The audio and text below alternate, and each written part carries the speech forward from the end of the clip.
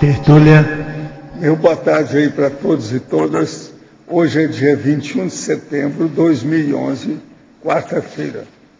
O verbete é o de número 2061, tem 5 páginas, 44 logias e 18 máximas. Eu chamo a atenção que o detalhismo tem 14 máximas. O tema é autoprontidão energossomática.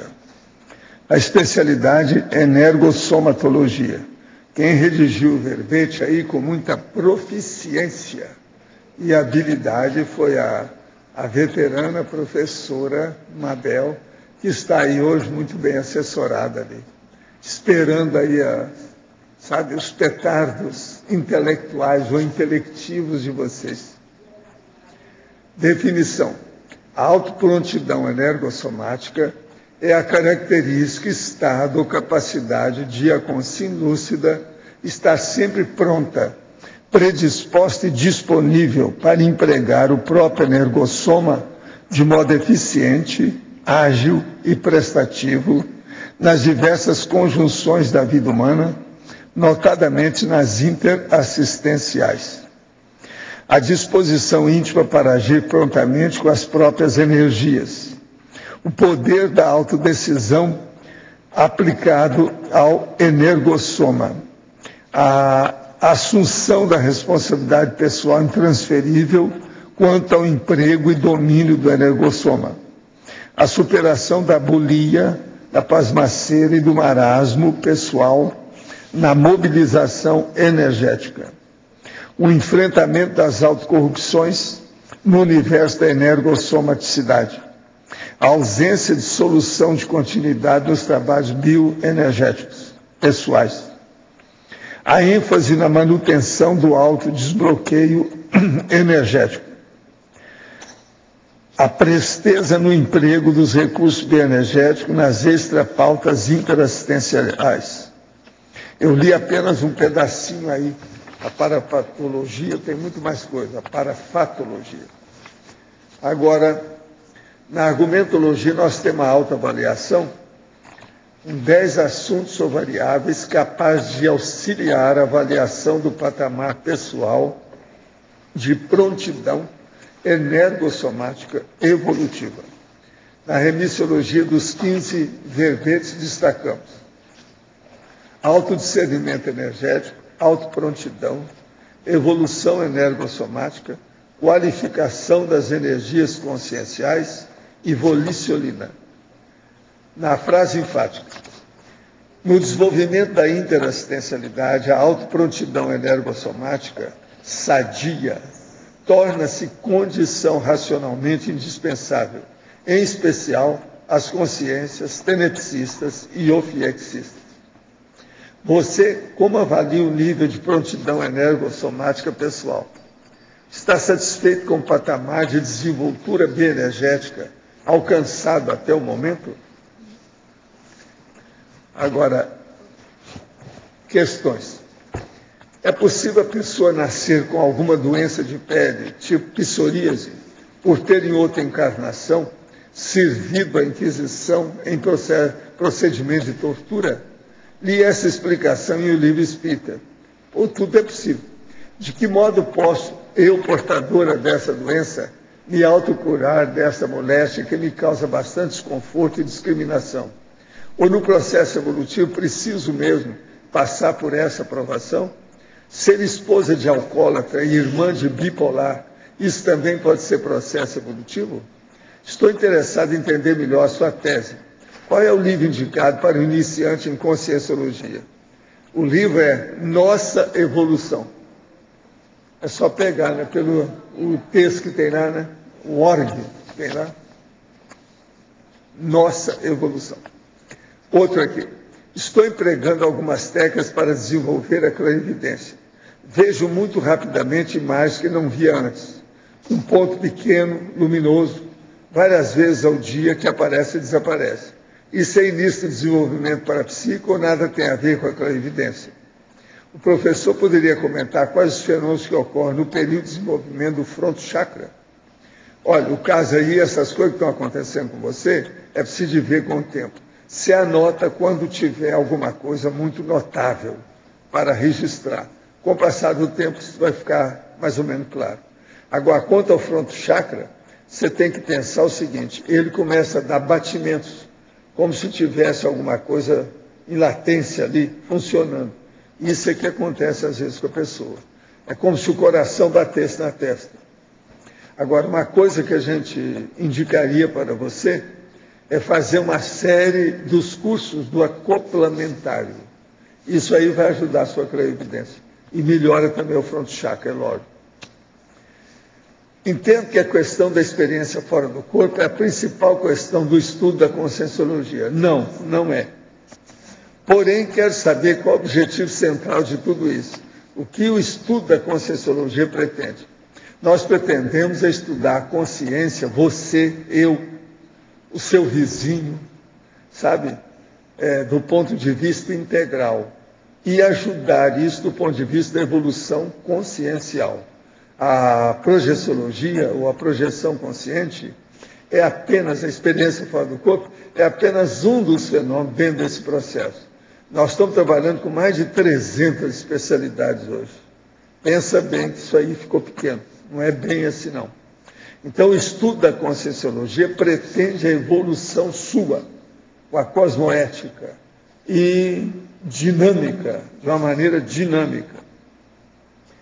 Fui vítima de fraude em minha conta bancária. Uma pessoa que desconheço contratou o serviço de 2 sites e informou minha conta para o débito das mensalidades.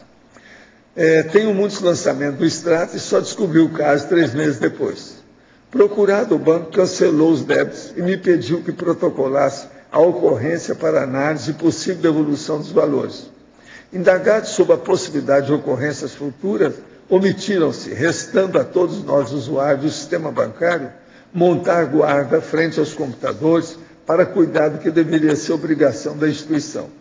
Estou pensando em processá-lo por danos morais, não só para que aperfeiçoe o sistema, mas para alertar outros usuários quanto ao perigo que corre. O que faria um conscienciólogo, considerando as questões da cosmoética, do ponto de vista de evitação de litígios, sem esquecer os da conveniência com o mal feito, que pode prejudicar e prejudica muitas outras consciências na sua relação com o comportamento predatório dos bancos? Olha, eu acho que tem certos casos que você tem que levar para o tribunal. Eu mesmo, atualmente, tenho aí um caso. Nós estamos colocando uma pessoa para fora de um apartamento que ela está inadimplente, não quer saber de nada e cria problema. Isso é um processo, não tem outra saída, é advogado, é tribunal. A mesma coisa. Agora, você está mexendo com um inimigo brabo, um adversário, um desafeto, um concorrente, um contendor brabo. Os bancos, até o Lula tem medo deles, é tanto que eles roubam aí à vontade e ninguém faz nada. E nem o PT não entra nessa, porque eles compram o PT. De modo que o processo, quem ganha mais dinheiro no Brasil hoje são os bancos. Nem sempre foi assim, tá? Antigamente não era tanto assim, não é muito banco que rodava. De modo que é preciso ter cuidado com isso. Os bancos são poderosos. É difícil. Abra o olho com isso. Para arranjar um bom advogado nessa história, se você for entrar. Olha bem. Porque não adianta a gente entrar num processo por baixo, sem possibilidade de ganhar uma causa. Então isso é besteira também, tem que pensar nisso. Os intermissivistas possuem amparador desde que nascem? Não, vai devagar com isso. Vamos devagar. Aí depende da ficha de cada um, não quer dizer nada. O intermissivista não vem na testa que ele está de corpo fechado ou qualquer coisa, não. Eles acompanham a consim durante toda a vida, se for honesta e boa, depende do amparador, depende da pessoa, do mérito. Interferem quando a consim intermissivista se desvia da ética? Às vezes, né? Dá uma sugestão. Poderia explicar o que realmente ocorre?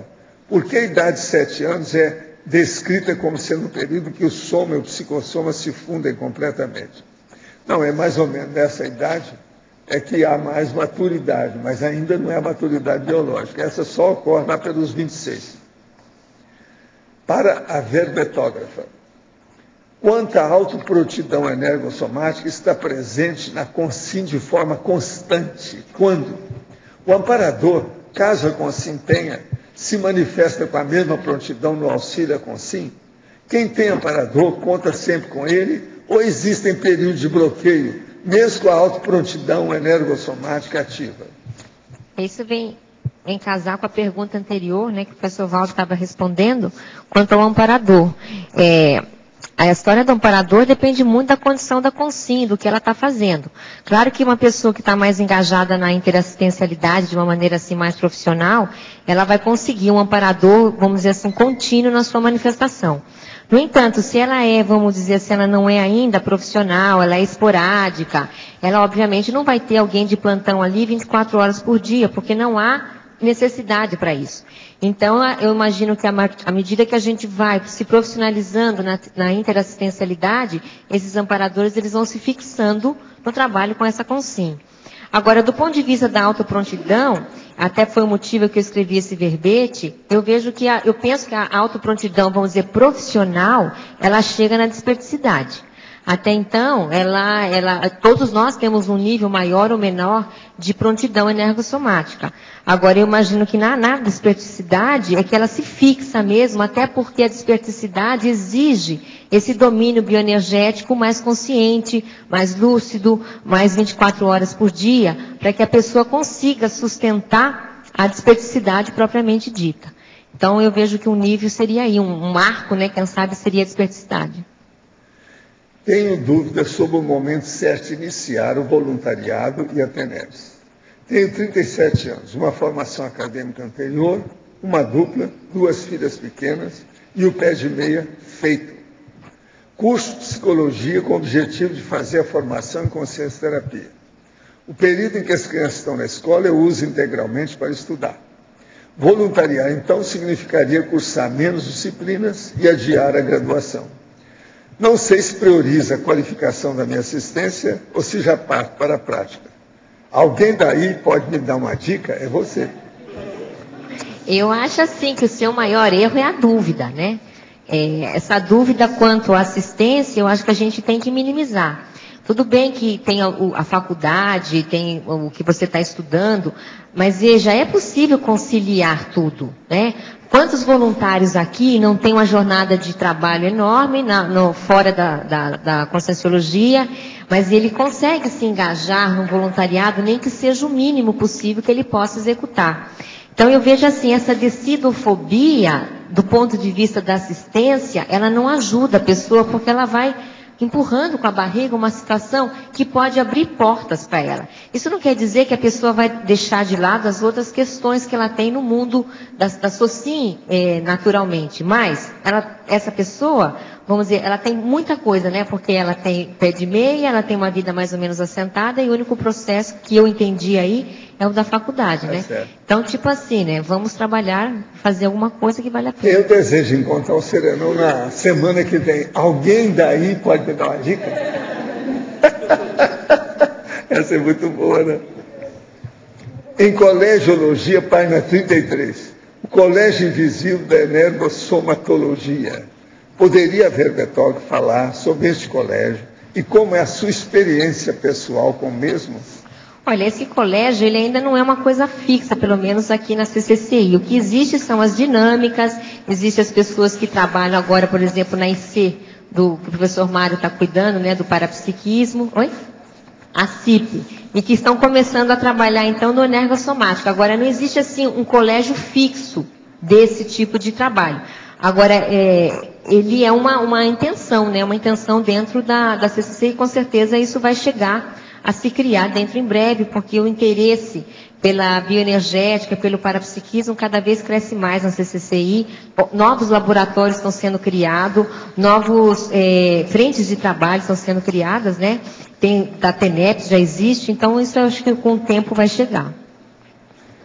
Eu desejaria passar aqui uma informação para a minha amiga de Belo Horizonte sobre o caso da colega de trabalho.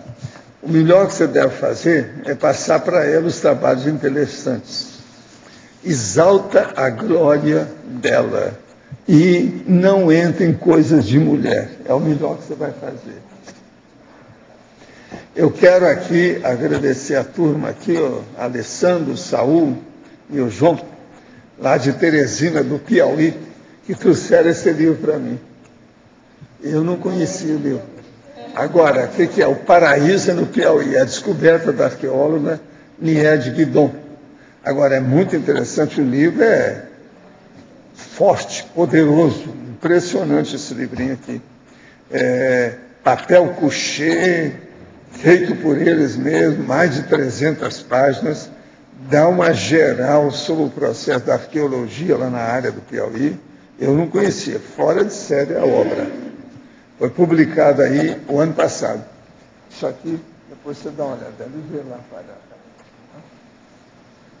Agora, gente, eu entrego vocês, então, à professora Mabel. Vamos ver o que é que vocês querem aí. Professora Mabel. Na fatologia, a ver, a quarta linha de baixo para cima, a ultrapassagem da zona de conforto energomático. Você sabe, Cris, que eu estava batendo uma aposta comigo mesma, que a primeira pergunta seria sobre isso. E foi, ganhei a aposta. É que eu vejo assim, ó, existe a pessoa quando chega na Conscienciologia, e vamos dizer que ela toma contato pela primeira vez com as ideias e com a energia, existe um interesse, né, por parte da maioria, de trabalhar as energias e conseguir instalar o estado vibracional, exteriorização de energia, passar por alguns fenômenos. Mas aí também a gente vê um fenômeno que acontece, não com todos, é lógico, mas com algumas pessoas, ou pode acontecer com algumas pessoas, é que elas se satisfazem com aquilo. Então há um nível de satisfação por aquilo que elas já conseguiram, em termos de estado vibracional, em termos de parapsiquismo de uma maneira geral. E aí elas podem ficar numa zona de conforto. Essa zona de conforto, por exemplo, a gente vê nos cursos que a gente dá por aí, essas itinerantes, é mais ou menos assim, né? Ela faz o EV meia boca. Então, eu vou fazer um EVzinho. E em 1 segundo ela acha que já instalou o EV. Até possível, mas na maioria dos casos é necessário um pouco mais de empenho. Então ela começa a trabalhar com essa realidade de uma maneira mais displicente, porque já é confortável. Aquilo que ela alcançou já satisfaz as necessidades básicas aí, em termos de autodefesa, em termos de assistência que ela pode fazer. E, no entanto, é necessário ir além, né? É necessário sair dessa zona de conforto, daquilo que já se conquistou, para chegar no nível mais profissional aí, do ponto de vista energossomático. Então, por isso que eu coloquei esse item, né, a ultrapassagem da zona do conforto, é justamente para a gente pensar, né, cada um pensar se existe alguma zona de conforto nessa área. Se existe, por exemplo, uma satisfação aparente, né, até mesmo uma satisfação pelo subnível eventual que a pessoa possa ter. E isso seria, então, o que traz na parafatologia, que você coloca na primeira linha, a autodisponibilidade para atender as parademandas interassistenciais. Essa autodisponibilidade é justamente aonde se quer chegar, né? De a pessoa, por exemplo, chegar e conseguir atender de uma maneira profissional todas as demandas que venham. E mais do que isso, né? Que os amparadores possam trazer demandas justamente pela autoprontidão dela. Que é o inverso, né? A pessoa, ela vai receber, eventualmente, um assistido, uma necessidade de assistência via amparador, justamente porque ela tem já essa habilidade, essa capacidade, essa autoprontidão. Então, os amparadores confiam naquela pessoa e porque sabem que ela vai dar conta.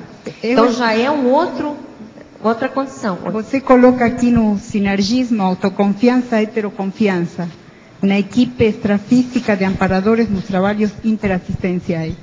E eu sabe que estava pensando que a autoconfiança cresce também quando a gente recebe a confiança da equipe, né? A gente é uma coisa que vai com um ciclo, né? Exatamente. Que vai crescendo. Agora, essa autoconfiança, por outro lado, também gera heteroconfiança. Não é isso? E então, por isso que eu falo do ciclo. Por isso que é um ciclo, né? Que você vai...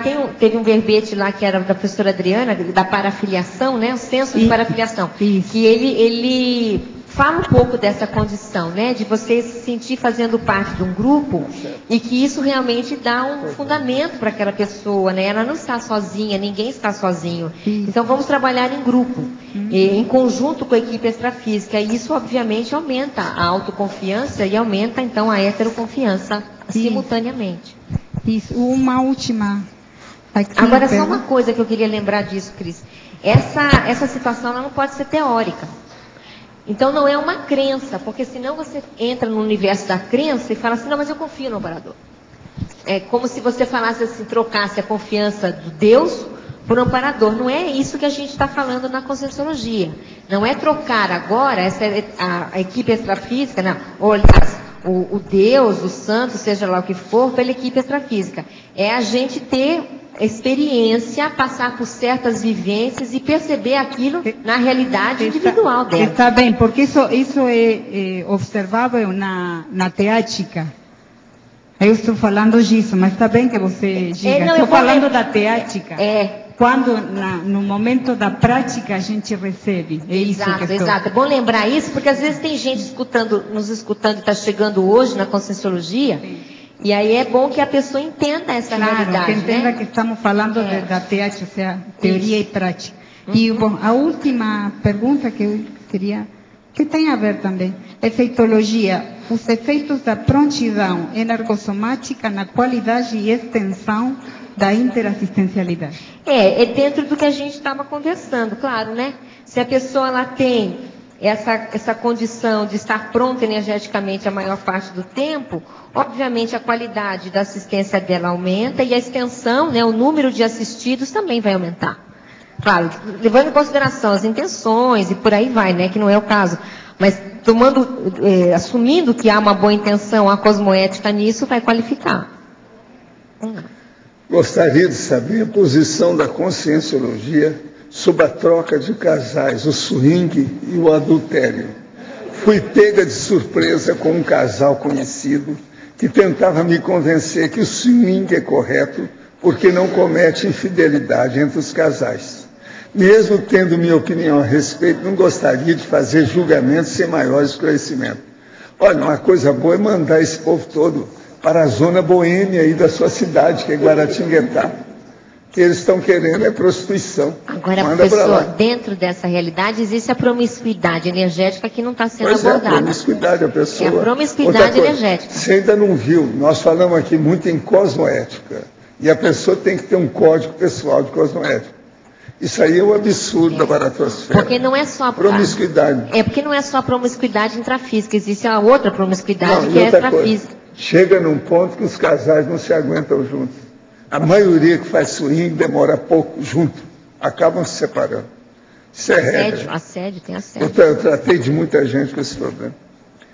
As psicoterapias junguianas e freudianas utilizam os sonhos da interpretação através de associações livres para o estudo e maior entendimento da personalidade. O que o senhor considera a respeito? Eu acho sonho, a maioria e as interpretações da psicanálise é muita bobagem que tem.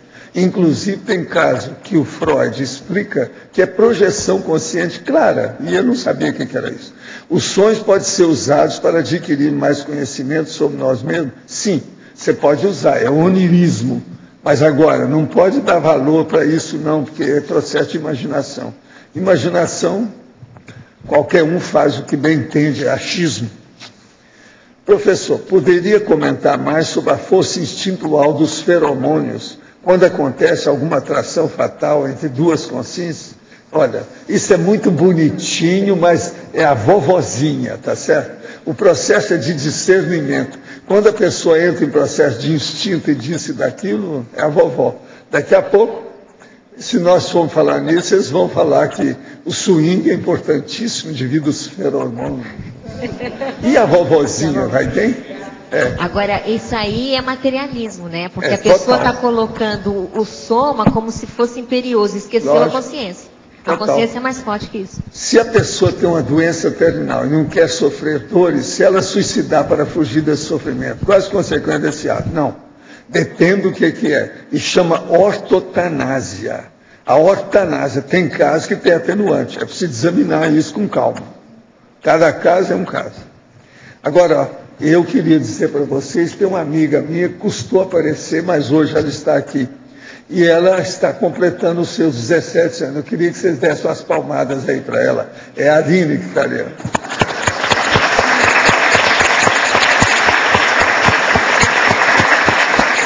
Você sabe que a Aline era uma verdadeira secretária que eu tinha na Europa, né? Durante muito tempo ela me ajudou demais lá. A partir de Barcelona, ela fazia uma série de coisas. É preciso ver a Laura, se já encontrou com a Aline, porque a Laura é assim com ela. Pois é. Mabel? Sim. Por favor, aqui na fatologia, 5ª linha. O enfrentamento das autocorrupções no universo da energossomaticidade. Você pode aprofundar, por favor? Uhum. Existe aí um universo de autocorrupções que a gente pode estudar, né? Mas acho que alguns exemplos que a gente pode dar. Por exemplo, a pessoa, ela sente um banho de energia, ou ela sente uma sinalética, e ela diz, daqui a pouco eu vou olhar isso. Tem coisa mais séria, agora daqui a pouco eu olho. Então, veja, esse negócio de trabalhar com energia, ele tem que ser em cima do lance. Você não pode ficar fazendo corpo mole, né? O corpo mole com a energia é justamente o inverso da autoprontidão. Então, ela pode ir empurrando com a barriga certos fenômenos, certos acontecimentos que ajudariam a pessoa a ter mais domínio de energia. Por exemplo, isso seria uma condição. Uma outra condição é a própria, é o que eu falei aqui em cima, a bulia, pasmaceira e marasmo no trabalho com as energias. É um outro tipo de autocorrupção. Principalmente se a pessoa já assumiu que a vida é bioenergética, né? Se ela já entendeu isso, que a vida ela é bioenergética, então por que protelar? Por que não trabalhar com as energias da maneira que poderia ser feito, né? Então isso também é uma autocorrupção profunda, que precisa ser refletida, precisa ser pensada e precisa ser verificado maneiras de se ultrapassar. Então, existem várias outras, né, que a gente poderia dar. Eu acho que cada pessoa, ela poderia refletir, né, com ela mesma e ver se ela vivencia algum nível de autocorrupção do ponto de vista das energias, né, e como é que ela pode superar isso. Tá bom. Obrigada, Mabel. Eu queria falar uma coisa para vocês, como o problema de estatística é importante, e como eu dou valor, devido ao que você está fazendo. Você sabe que eu estou começando a fazer o dicionário de argumento da conscienciologia. Quero ver se eu faço o primeiro volume até dezembro de 2012. Agora, para eu seguir o que tem e ter um entrosamento com a visão de conjunto, eu fiz uma página especial de estatística básica do dicionário com 12 itens. Então, esses 12 itens são os seguintes: índice, aonde é? A página tal. A dedicatória, página tal. Introdução do dicionário, página tal. A introdução quer dizer o prefácio do dicionário. Logias ou entradas, aonde que começa? Componentes da redação. O que é o entrosamento para fazer um verbete? Categorias dos argumentos, os tipos que tem. Agora, depois tem letra A, página tal. Tudo isso aqui tem a página. Agora, veja. Eu vou acabar de ler aqui, para dizer para vocês, mas desde já, pensem bem, cada coisa dessa tem uma página e eu uso. Cada dia que eu começo a trabalhar, isso ficou embatumado, que eu vou preencher na página, e eu tiro outra. Então, eu tenho um pacote desses impressos. Aí eu vou atualizando, está entendendo? Eu jogo fora e pego outro. Agora, o resto, páginas redigidas, página tal. Tópicos avulsos, aonde começa para eu refazer? Extensão ou total de página, aqui já é o total. Total de verbetes, quantos são? Próxima página de revisão, aonde eu parei. Com isso aqui, eu sei tudo. Agora, nunca deixo para o outro dia. Todo dia atualizo isso. Esse aqui estão tudo em branco, porque eu pedi para fazer o impresso agora. Vocês estão entendendo? Então, eu não fico doido. Que o povo fica falando, eu não sei como é que você não fica doido com tanta coisa que tem que mexer. Tudo meu tem estatística, tem enumeração, tem indicação, tem organização, tem disciplina. Agora, esses 12 itens são fatais. Não tem saída. Você está entendendo? Não. A página, aí eu coloco os números. É o número da página ou o total que tem? Não há como não ter continuismo, né? Professor. Não, e eu fico sabendo tudo, que eu articulo uma coisa com outra, um pedaço. Agora, veja, aqui, ó, eu já tenho ao todo, para estudar, aqui, ó, onde está falando assim, deixa eu ver, página, tópicos avulsos, extensão ou total de páginas. São quase 6.000 que eu estou estudando. Vocês veem que é uma loucura, né? Eu tenho que saber o que se passa. Agora, por exemplo, o total de verbetes que já tem até agora são mais de 840. Agora, aqui, ó, introdução tal. A introdução, por exemplo, começa lá, mais ou menos na página 9, e assim vai. Agora, a categoria dos argumentos tem mais de 200 até o momento. Entendendo? Ao passo que eu tenho um novo, eu acrescento lá e mudo o número aqui. Então, todo dia eu faço isso. Toda vez que eu vou trabalhar. Vocês estão entendendo como é? Agora, não é fácil. Tem que olhar esse detalhe. Agora, se você deixar para sua cabeça, você embanana tudo. O ideal é fazer isso. Agora, ó, eu estou trabalhando há vários meses para chegar nesse total. Eu tinha isso aqui à mão. Agora, como eu já estabeleci o template, é a chapa, a fórmula, já está feita. Agora, então, eu tive que imprimir, porque agora é fácil daqui para frente. Professor, e o senhor está guardando esses papéis Não, desatualizados? eu só guardo quando tem algum interesse, mas é que eu passo... Porque podia guardar para ver também o índice de produtividade. Aí só serve do ponto de vista histórico. Não, e produtividade também. Né? A questão da produtividade, se você pudesse guardar... Não, mas isso eu sei. Faz um histórico de produtividade. Não, mas eu sou doutor no assunto, isso eu me conheço bem. Que a gente pega quantos tem... Isso eu não preciso. Aquilo que é o rame, aquilo que é... Eu não preciso. Agora, o problema é a coisa nova. Entende? Agora, professor... Agora, por exemplo, aqui tem várias coisas. Por exemplo, a hora que eu ponho aqui assim, páginas redigidas. É até o ponto que eu redigi. Por exemplo, lá tem 400 e tantas páginas. Mas eu estou na página 51. Eu estou revendo tudo.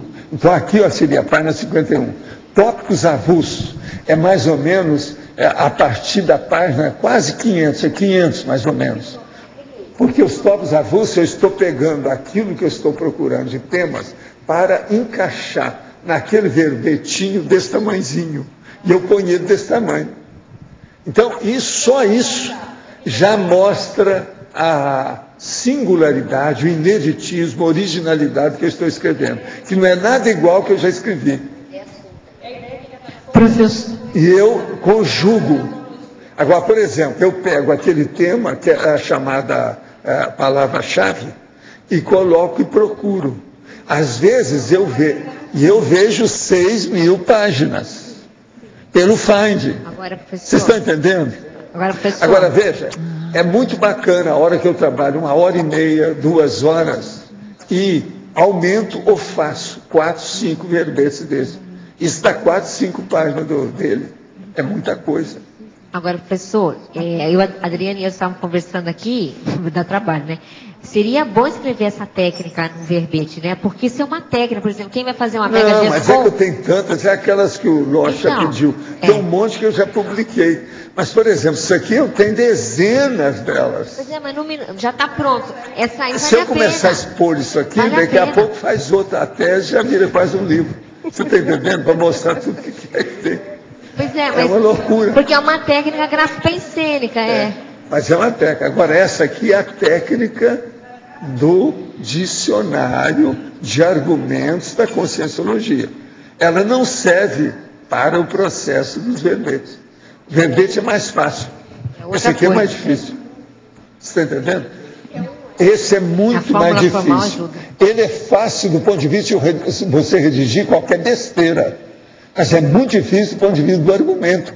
E outra coisa, fica mais difícil a hora que você começa a fazer associação com aqueles que já existem. Como é que fica? Isso tudo tem que ter coerência, coesão íntima, intelectiva. Vocês estão entendendo por que eu preciso disso? Agora, não tem jeito. Eu tentei reduzir esses 12 itens aqui de todo jeito. Não tem jeito. Esses 12 tem que ficar. Professor Você entendeu o que eu estou falando? Professor Val, aqui no B aqui em cima. B de bola. Aqui em Ela cima. mudou de partido. Mudou de partido. Professor, é isso que o senhor está falando os 12 itens, o senhor falou, que eu consegui escrever, componentes, depois categoria dos argumentos. Categoria o senhor dos disse que tem argumentos. 200 categorias. Tem mais de 200 O que até é agora. isso, professor? Hein? Qual é a diferença entre componentes Componentes e é o categoria componente do texto. O que é que eu uso como componente? Os dados que eu ponho naquele texto. O que vai ficar em negrito. É isso que o Os senhor... componentes têm mais ou menos de 50 a 60 componentes básicos. Cada verbete eu olho aquilo quando preciso. Tá. Você está E entendendo? Mas aqui é a página que eu preciso para consultar. Qual a página que eu vou? Agora, por exemplo, cada dia eu faço 5, 6, às vezes 10. Aquilo aumenta um monte de páginas. Muda tudo, toda a numeração. Chega no ponto que isso aqui fica embatumado. Aí eu tenho que pegar outra folha. Você está entendendo? Não tem outro jeito. E as categorias, por exemplo? Agora, as categorias, ao passo que eu vejo, eu faço uma lá. Por exemplo, eu vou fazer um verbete agora, nesse instante. Então, eu olhei qual é o tema e arranjo, argumento, e coloco qual a categoria que foi. Essa categoria, eu vou fazer consulta para ver se ela já existe. Se não existe, eu acrescento lá. Você está entendendo? Não. Por isso, eu comecei com 100 e poucos, já tem mais de 200 atualmente. E outra coisa, tem os derivados de cada um. Porque conforme o titular, ele tem derivativos do nome. Professor, eu estou explicitando tudo para ajudar as pessoas a entender o dicionário com mais facilidade. Professor, aqui no verbete da Da enciclopédia, as categorias são as logias? São as logias São. E são as... São as categorias, são as logias. Isso. Agora, por exemplo, eu tenho Tem algumas alta dessas. avaliação, no caso Algumas dessas a gente tem no dicionário lá de argumentos. Algumas. Mas não as 75 que eu uso. Não, de modo algum. Porque lá tem outras coisas que não tem na enciclopédia. Entende? Agora, o caso que eu quero dizer para você é o seguinte. Isso parece que dá muito trabalho, mas é o contrário. Isso diminui o trabalho. Com o passar do tempo, você entra dentro da rotina. Fica facílimo para mexer no processo. A administração dos papéis, das ideias e dos textos ficam todos mais fáceis. Fica uma chapa básica, é isso? É o como aqui. template que chama isso. Template. Chapa. O Chico Xavier chamava essas coisas de chapa. A chapa da mensagem. Era assim que ele classificava a mensagem, a chapa. Agora, a chapa é uma fórmula. É um esquema, é um quadro sinóptico, é uma croniqueta, tudo isso é. Entende? Depende do que é. Agora, esse aqui é mais um template, é uma chapa técnica da estrutura, do arcabouço do texto do dicionário. Entende? Agora, eu falo isso porque é bom vocês pensarem. Vocês estão pensando que tem alguma dificuldade na enciclopédia? A dificuldade é essa aqui. Isso aqui é muito mais sério. Devido o maior número de interassociações, interrelações. Entende? A interatividade aqui é mais intensiva. Então é um problemão. Vocês nem calculam. Eu estou há vários meses já trabalhando com isso. Acho que já estou 4 ou 5 meses, né, que eu estou falando isso, não é isso? Para chegar nesse texto agora. Agora, esse aí agora já está adulto, eu já estou veterano. Daqui eu posso seguir que o negócio vai. Entende? Agora, eu quero ver se eu faço, são 870 páginas que eu tenho que fazer até dezembro do ano que vem. Porque 30 páginas entra os enchimentos finais da situação, as ICs, aquela coisa toda que tem no... Né? Agora aqui, poderia comentar se existe diferença entre a gravidez planejada e aquela que não é? Para a consciência que irá nascer, pode-se concluir algo por ser ou não planejada? Sim, tem de tudo. Às vezes, aquela que não foi planejada pode ser um assediador, às vezes pode ser aquele que veio para salvar a pátria, salvar a família, etc. Tudo isso eu já vi, tanto pró quanto contra. Qual das 40 manobras energéticas é a mais importante? Pelo meu cálculo, é o EV, estado vibracional, para começar, porque tudo começa dele. Para verbetógrafo. Qual o motivo que a levou a escolher esse tema para desenvolver o verbete? Essa pessoa é da Carolina do Sul, dos Estados Unidos. Esse é um verbete prescritivo, né? Assim, eu vejo que se a pessoa quer chegar, que nem eu comentei, a na desperticidade, ela tem que enfrentar essa realidade aqui. Então eu escrevi, na verdade, para mim. Eu escrevi esse verbete para mim. Para poder trabalhar mais essa realidade, para trabalhar essa questão, para refletir sobre isso. E essa ideia, na verdade, não fui eu assim que tive. Parei para pensar e fui escrever esse verbete. Eu estava fazendo um outro verbete, que era aquele comunicação não verbal, e veio a ideia pronta. Se o nome do verbete entrou na minha cabeça, e eu parei, anotei e resolvi escrever sobre esse assunto. Paradoxologia, página 34. Poderia aprofundar os 2 paradoxos mencionados? Deixa eu achar. Esse primeiro paradoxo é um paradoxo que já está, inclusive, na enciclopédia, né, em alguns verbetes, que é a seguinte, ó. A pessoa, ela vai, o aprimoramento bioenergético, ele se dá de modo individual. Tanto é que em vários momentos desse verbete eu falo da vontade, da responsabilidade de se trabalhar as bioenergias e ser de cunho pessoal. No entanto, a energia, ela não é uma coisa egóica, né? Ela acontece na realidade da interação. Então, a pessoa mais aberta, vamos dizer assim, que se predispõe mais a interagir, ela vai trabalhar mais o processo da energia na interação energética entre as pessoas. Então está escrito aqui, ó, o paradoxo do aprimoramento bioenergético ser individual e intransferível, mas ele não ocorre sozinho, você com você sempre. Ele tem que ter interação com as demais consciências, até em função da interassistencialidade. O segundo paradoxo é uma realidade que a gente aprende na Conscienciologia, que o professor Valdo sempre fala, que o paradoxo dos amparadores valorizarem mais a consim com pequena quantidade de energia, mas de maneira constante nas manifestações, se comparada a uma outra com energossoma mais exuberante, porém instável. Porque senão não há a confiança dos amparadores naquela consim. Então é melhor, por exemplo, o tenepsista, que tem ali uma capacidade bioenergética às vezes mais limitada, porém ele é constante na sua manifestação, do que ter aquela outra consciência que tem um ectoplasma exuberante, mas ela é totalmente desorganizada, ela é imprevisível e você não pode contar com ela. Então os amparadores, eles ficam inseguros no trabalho com essa consciência que é extremamente, por exemplo, desorganizada, apesar de ter mais energia eventualmente. Então é melhor assim o pequeno mais constante do que o grande instável. Na politicologia, nessa mesma página 34, a energocracia. Favor explicar esse conceito. É o conceito que a energia está em todas, né? E a vida humana, ela é bioenergética. Então não há como você fugir dessa realidade. Tem outra realidade que é em algum lugar, eu também coloco aqui no verbete, assim, ó, o mais potente energeticamente engole o menos potente, que é também um conceito da Conscienciologia. Então esse princípio da energia, ele é um princípio inafastável. Você não consegue fugir da energia. Então é melhor a gente ir de encontro, né? Se a gente não pode fugir, vamos ao encontro dela, porque aí a coisa vai ficar mais fácil. Professor, talvez tenha descoberto na minha infância alguma forma de EV, que contudo me faz sentir mal. Aquilo me fazia sentir toda a energia do corpo, mas ainda hoje me faz crer que vou parar de respirar.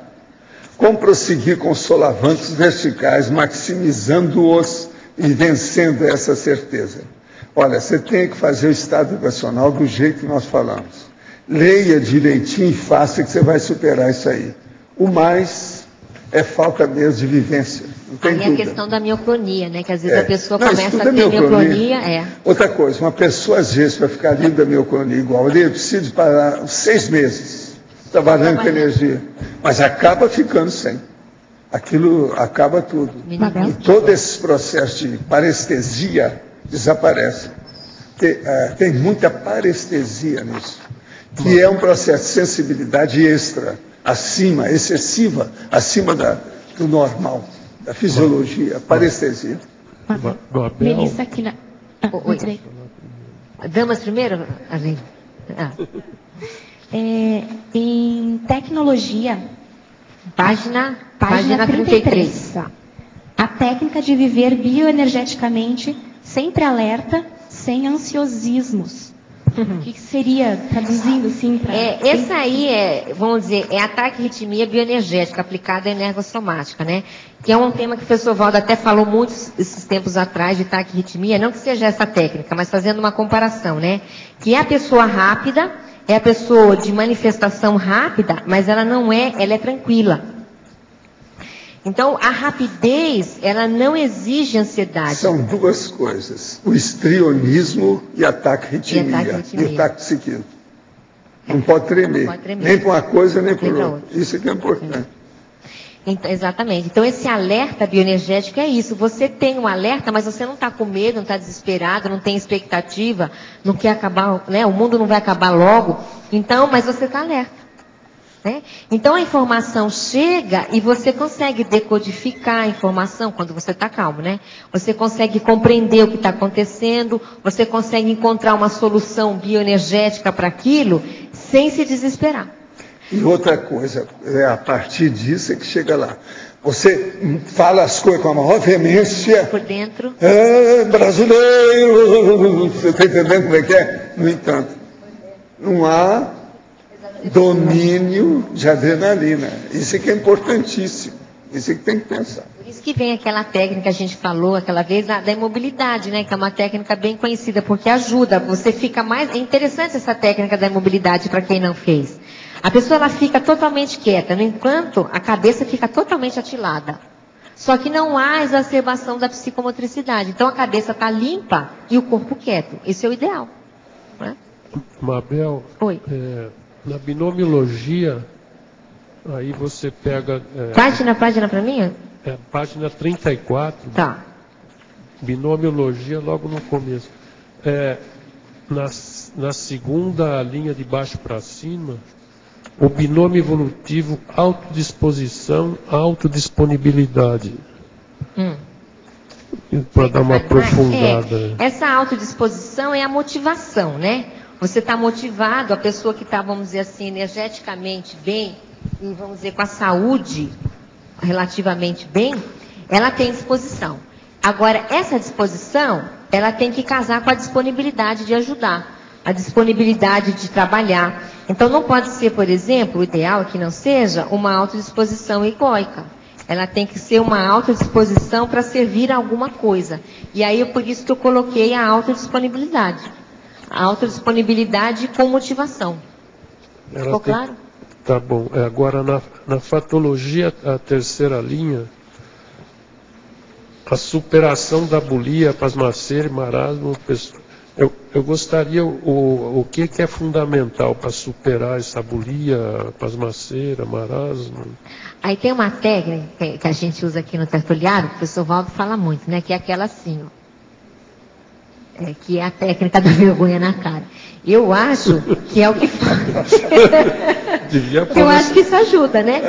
Porque, veja, se a gente já conhece o procedimento, a gente já conhece a técnica, já motivo de não cumprir. Pois é, e a gente já sabe da importância, então faltou o quê? Faltou aquele negócio aqui na cara.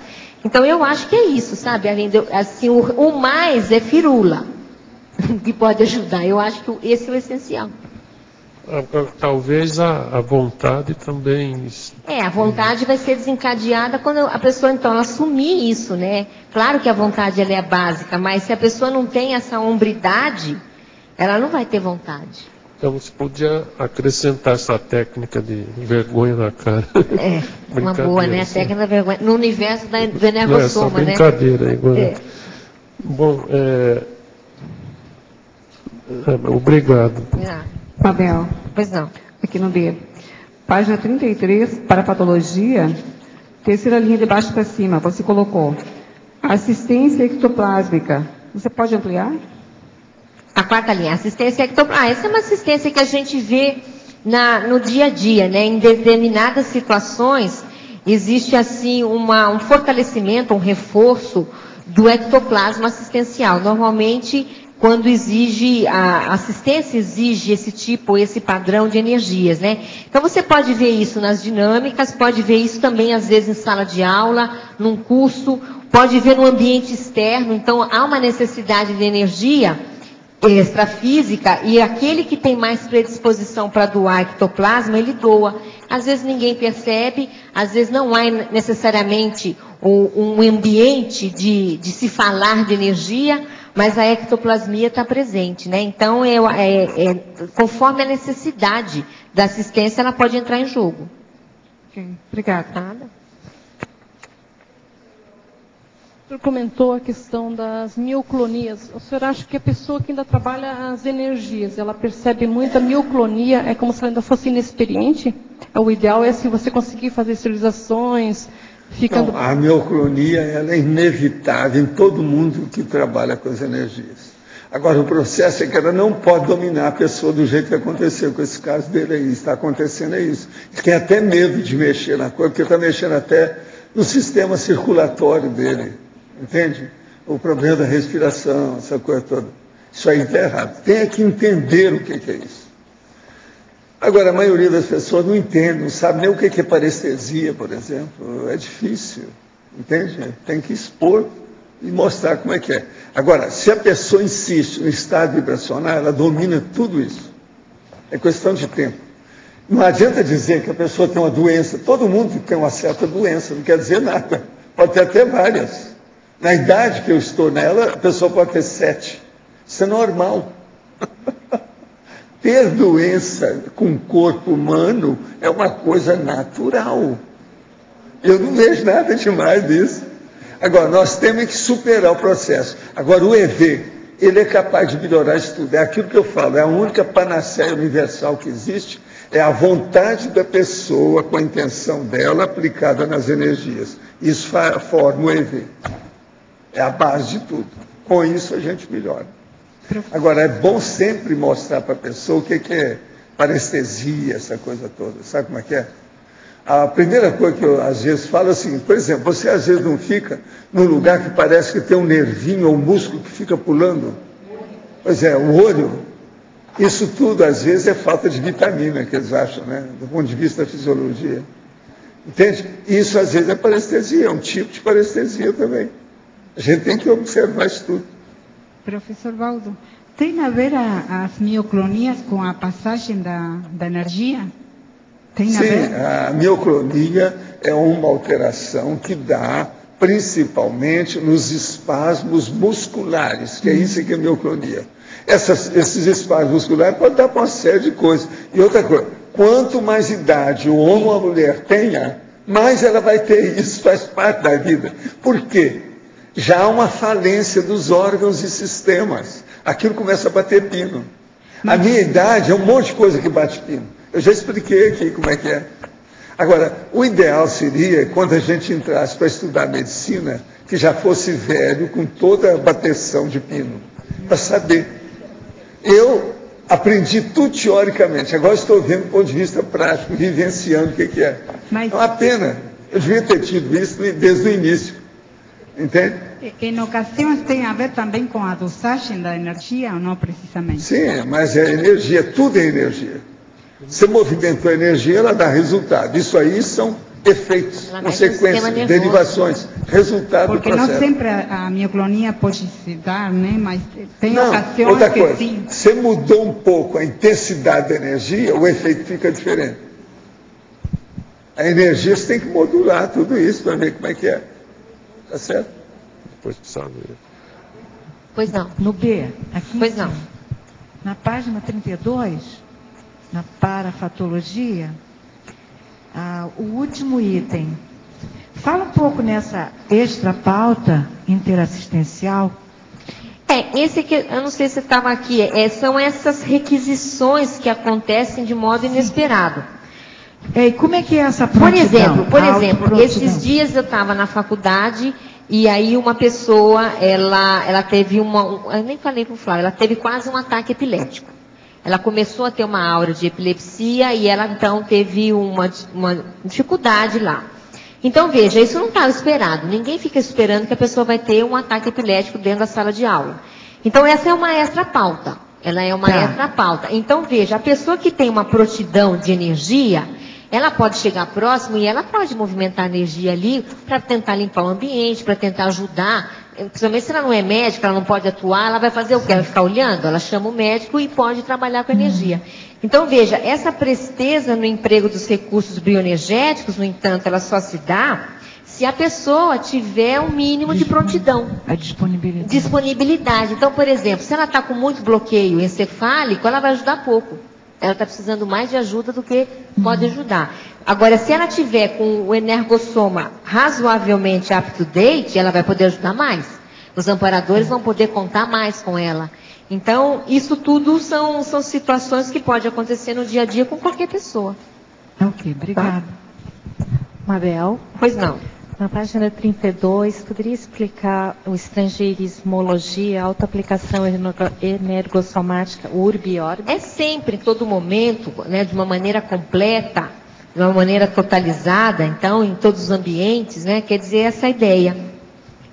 Tá bom, obrigada. E depois no binômio, o binômio obsequiosidade lúcida, comprometimento interassistencial. Espera só um pouquinho, binômio 34, na terceira linha. O binômio... a obsequiosidade lúcida, esse aí é aquela presteza, né? É o interesse de ajudar. Então, esse interesse de ajudar gera um comprometimento interassistencial. Né? Eles caminham juntos. Por isso que eu coloquei aqui essa disponibilidade ou interesse de querer, de modo lúcido, ajudar, ou prestar um favor, que seria, né? E o comprometimento em assistir. Bom, obrigada. Mabel, aqui no B. Pois não. É na página 33, em parafatologia, segunda linha. Não sei se você já falou, pode aprofundar. O desembaraço holochacral no acolhimento interassistencial. Eu coloquei isso no seguinte coisa, existe aquele trinômio, né? Até coloquei em algum lugar do verbete, não me lembro agora, é o trinômio acolhimento, orientação e encaminhamento, né? Agora, esse acolhimento, ele depende de energia. Ele não depende só de uma comunicabilidade, por aí vai, né? Mas depende de como que você recebe energeticamente, tanto a Consim quanto a Consciex. Então, veja, se a pessoa ela é a mais aberta, ela tem mais soltura holochacral, e ela consegue, se ela tiver logicamente boa intenção, acolher mais aquela consciência, que chega ali para qualquer motivo, do que aquela outra que é extremamente fechada, que não tem soltura de energia, que é uma pessoa até às vezes antagônica. Até certo ponto, esse desembaraço holochacral, ele convive, eu imagino que ele coexista com um certo abertismo que a pessoa tem. Acho difícil uma pessoa extremamente fechada, extremamente egóica, extremamente interiorizada, que não tem acolhimento, ela ter esse desembaraço holochacral. Porque, né, como se fossem duas consciências aí, não dá. Então, uma coisa, ela coexiste com a outra. É uma pessoa despojada, que nem o Flávio está falando. Então, esse acolhimento, ele não é um acolhimento só do sorriso. Ele é um acolhimento holossomático. E esse acolhimento, ele passa pelas energias. Não sei se ficou claro.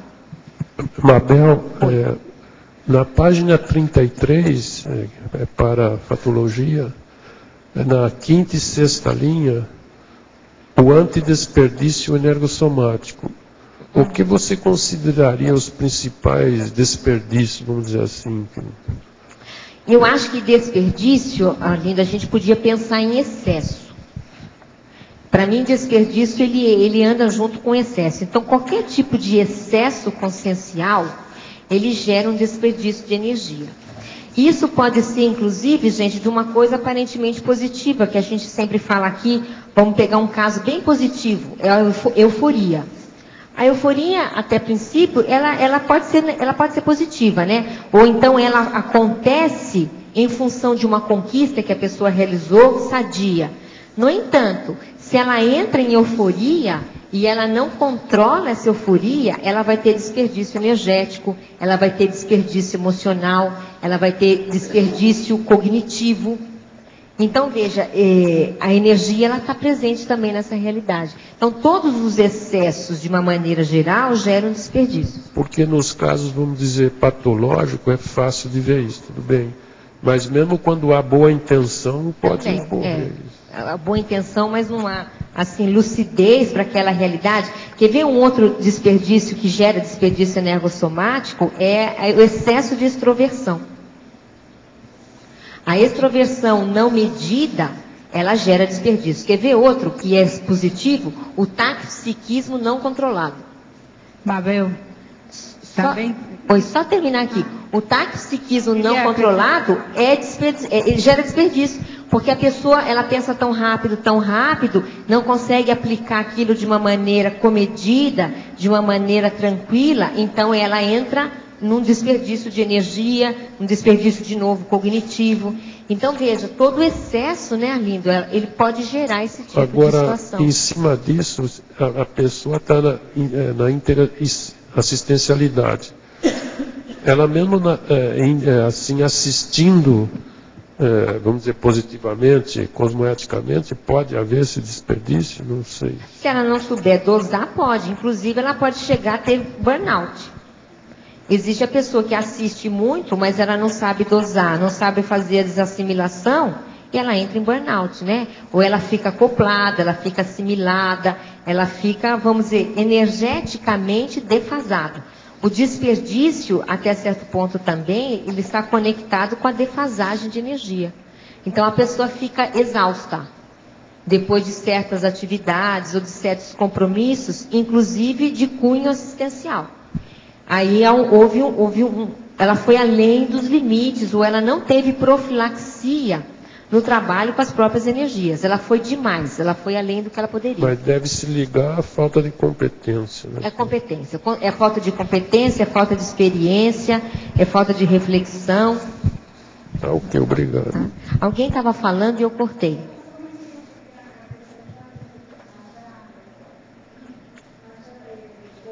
A respeito que um desperdício é não fazer assistência, por exemplo.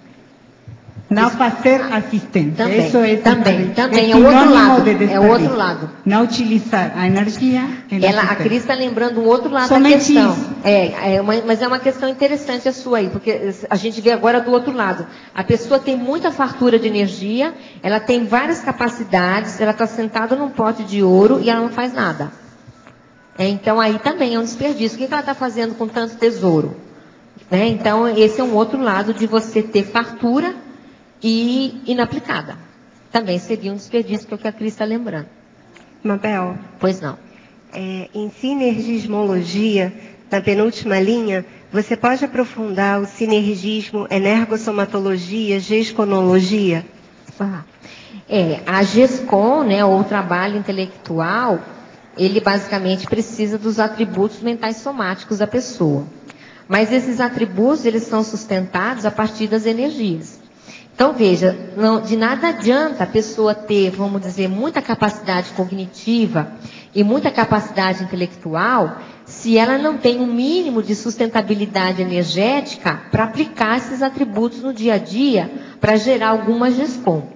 Então, esse binômio, ou esse sinergismo, vamos dizer assim, eles trabalham juntos, né? É preciso a mental somaticidade, mas é preciso também a energia para sustentar o trabalho intelectual. Até por uma questão de auto-organização também para a produção desse trabalho. Até por uma questão de auto-organização. Até uma questão de auto-organização para esse trabalho.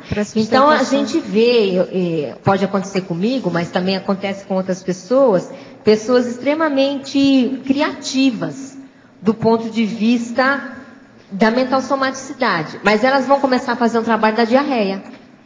Ela começa a ter diarreia, ela começa a ter algum contrafluxo, ela começa a ter algum processo físico em decorrência da falta, vamos dizer, de autodefesa energética, e aí o trabalho mental somático fica comprometido. E ela não consegue, então, concluir o trabalho, e não é um processo, eventualmente, do mental soma, mas é um processo das energias, né? Ela precisa trabalhar mais energia para dar vazão à capacidade intelectual que ela tem. Ok, obrigada. Outra coisa que eu vejo também nessa ideia é a acabativa mental somática, ela depende da energia. Ela depende da constância no trabalho energético. Aí, lá no fundo, ela depende do quê? Claro que é da pensionização da pessoa, né? É a pessoa que consegue manter o seu foco até o fim, até acabar. A manutenção da rotina, né, que às vezes é cansativa. A rotina mais burocrática, que é necessária. Né? Então, por exemplo, uma pessoa oba-oba, é novidade, agora nós temos que fazer tal coisa, está na moda. Então, veja, do ponto de vista da intelectualidade, ela começa, mas ela não termina. Porque aí, de repente, já vem um outro modismo, um outro interesse, e aí ela já passou para o outro lado, né? Então, essa até pode chegar a ter uma consciência multívola, que é aquela que ela não consegue ter um foco, né? Ela tem muitos interesses. Agora, isso afeta o energossoma, e o energossoma é afetado por isso também. Então, é preciso trabalhar essa realidade para a pessoa ter concretude de realizações. Seria também aquele tipo de pessoa que tem várias ideias para vários artigos, mas não escreve nenhum. Não escreve nenhum. Então, o que está faltando?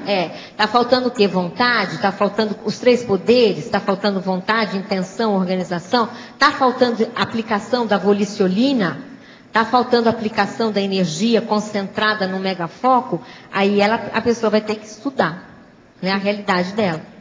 Ok. Se a consciência está consciente do seu mega trafar, que é extrema autodesvalorização, ela luta diuturnamente para reverter esse estado patológico. Porém, a emocionalidade e o temperamento fazem com que esse comportamento seja difícil de ser superado. Parece simples, mas não muito. O que o senhor recomenda? Olha, eu recomendo que a pessoa melhore a organização, para ela ver quando ela está errando, quando ela está regredindo, porque o processo de temperamento a gente só muda com muita auto-organização. Agora, tem que a pessoa ter mais confiança em si mesma, na sua vontade, na sua intenção, e ter determinação para fazer isso. Então, autodesvalorização, geralmente, é esse processo que a pessoa tem uma síndrome de acabar consigo mesmo. Agora, esse é autoassédio, né, professor? Então, ela tem que fazer, assim, uma reciclagem pensênica isso aí, para acabar com o autoassédio dela. E mexer na energia. O senhor tem conhecimento sobre as fotos Kirlian e da veracidade das mesmas? Quais práticas aconselha para a visualização da aura? Olha, eu vejo que a kirlianografia pode ter muita coisa fajuta no meio, porque tem uma porção de fatores que interferem fisicamente para fazer. Pode ser até que, em alguns casos, sejam até bem arrumadinhos, mas é preciso de muita análise, com muito critério, muita apreciação técnica detalhista do assunto. Agora, o que a gente recomenda é que as pessoas comecem a trabalhar no acoplamentário. Para isso que nós fizemos o acoplamentário. É para a pessoa melhorar a visualização da aura, clarividência e outras coisas mais. Para isso é que tem o curso com a casa que foi feita, a edificação do laboratório, foi feito para isso. Esse aí é que a gente recomenda de propósito. Mabel, na página 33, em Principiologia, na 3ª para a 4ª linha, você poderia falar um pouco sobre o princípio da autodisciplina evolutiva? Eu acho que esse princípio aí, ele é vital, né? Na realidade da evolução mais lúcida. Pelo seguinte, a evolução, ela não acontece assim da noite para o dia, né? Felizmente ou infelizmente, é um grande caminho a ser percorrido. E as conquistas evolutivas, elas também não são instantâneas. É preciso muito trabalho para se conquistar evolutivamente determinados traços conscienciais que vamos dizer assim, são mais sadios, são mais homeostáticos, não é? Então, nesse caso, considerando a cronêmica da evolução, a autodisciplina ela é vital. Por quê? Porque é através dessa constância, dessa manutenção daquilo que se fala na Conscienciologia, né? Manutenção dos hábitos sadios e das rotinas úteis, é que a pessoa vai conseguir alcançar as metas evolutivas que ela tem. É necessário essa disciplina, essa repetição. Por isso que a gente estava falando ali, a pessoa que ela é muito oba-oba ainda, ela está longe dessa realidade, vamos dizer, ela perde mais tempo, né? É preciso ter calma nas questões evolutivas, no sentido de entender que as coisas não são do jeito que a gente gostaria que fossem. Instantâneas, assim, não são rápidas, a evolução não é assim. Então não adianta fugir dessa realidade e querer mudar o sistema, que é um sistema que exige esforço. Então, nesse caso, a gente tem que entender e trabalhar com a organização, com a disciplina, para que essa manutenção de esforços, ela chegue em algum lugar que a gente almeja. Não sei se ajudou aí.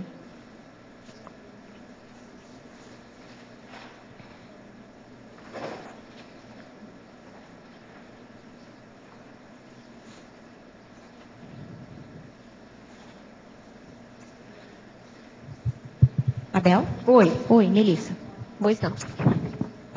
Página 33, em efeitologia. Os efeitos da prontidão energossomática na autodesassedialidade. Pode dar uma aprofundada? O desassédio, ele se dá basicamente, né, do ponto de vista prático, a partir das energias. Eu estou dizendo do ponto de vista prático porque é claro que não é só a energia que faz desassédio, né? Esses dias até o professor Valdo estava escrevendo um verbete, ele estava comentando da blindagem, né, da necessidade de blindagem. E ele estava comentando assim, que o que mais faz a pessoa estar blindada energeticamente, no caso, não é só a energia, mas provavelmente é o padrão pensênico daquela consciência, né? No entanto, do ponto de vista prático, assim, do dia a dia, dos enfrentamentos que a gente tem nas interações conscienciais, a energia ela é vital também, né? Então, essa prontidão de se trabalhar as energias, ou de se perceber as energias, ou de decodificar os padrões energéticos, ou de decodificar os acoplamentos que a gente faz, ele é vital para que a gente possa evitar uma assedialidade mais séria, né? Para essa lucidez de trabalhar com essas questões. Trabalhar tudo junto, então. Trabalhar tudo junto, A desassedialidade, eu entendo, pelo menos, que ela é alcançada a partir das energias, né?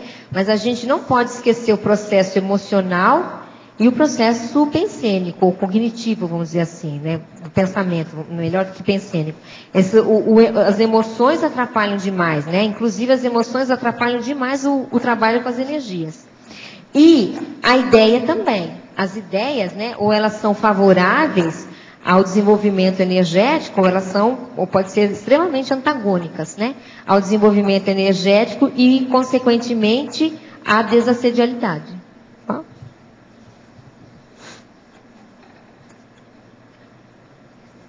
Oi. E a Rosa aqui. Pois não. Na página 34, crescendologia, o crescendo, ausência de prevenção, necessidade de reparação. Você pode aprofundar? Esse crescendo, ele fala um pouco da falta de profilaxia, né? Então, por exemplo, do ponto de vista da bioenergia, nós temos que ser ousados, né? Nós temos que saber, não podemos ter medo, mas, no entanto, a gente tem que ser profilático. Nós também não podemos ser ingênuos. Então, essa prevenção do ponto de vista de energia, ela é que faz essa autodefesa maior. No caso aqui, essa aí é um crescendo negativo, né? Que é essa ausência de profilaxia que vai dar o revertério bioenergético e a necessidade de uma reparação. Então, a pessoa pode sair defasada, como eu estava comentando, ela sai acoplada, ela sai intoxicada, ela às vezes tem um revertério intrafísico, melhor dizendo, em função das energias. Então ela vai ter lá uma dor de barriga, ela vai ter uma dor de cabeça, ela vai ter uma confusão mental, que vai dar mais trabalho para ela se limpar depois do que daria se ela tivesse feito uma profilaxia. E nesse caso aí você vê como uma pessoa com dificuldade de fazer a desassim ou ela nem faz a desassim? Nesse caso, no momento que ela deveria ter feito a desassim, ela não fez. Ela não fez. Agora, mas eu vejo uma coisa antes aí. Antes da desassim, ela tem que saber que ela está fazendo assim. Falta de lucidez ali para assim. Porque depois que já está ali, então veja, aí vem a prevenção, a profilaxia, vamos dizer de novo uma palavra que eu usei, o comedimento, de saber, a lucidez, eu acho que é melhor, quem sabe, de entender as interações bioenergéticas do dia a dia. Dá para perceber bem a questão da isca inconsciente e a isca lúcida. E a isca lúcida, né? Então, você entrar em certos empreendimentos, mas com cuidado, com cautela, palpando, né? Apalpando a área, para você não ter um revertério depois. Tá, ok, obrigada. Mabel? Oi. Na página 33, lá embaixo na efeitologia, no final da segunda linha para a terceira, você fala dos efeitos da prontidão bioenergética na produtividade pessoal. As bioenergias vão ajudar a gente de uma forma geral na nossa produtividade e tudo. Mas onde você observa mais a prontidão na nossa produtividade? Eu acho que é nas ideias, na clareza mental. Né? Uma pessoa com o energossoma mais solto, mais limpo, ela pensa melhor. E no nosso caso isso é vital. Para todo mundo isso é vital, mas para as pessoas que, vamos dizer, têm um certo comprometimento com as ideias, com a escrita, com a gestão e com a TARES, né, na sala de aula, é necessário ter essa limpeza mental para a gente poder fazer esse tipo de assistência, né? E uma pessoa muito comprometida energeticamente, ela tem muita dificuldade para pensar.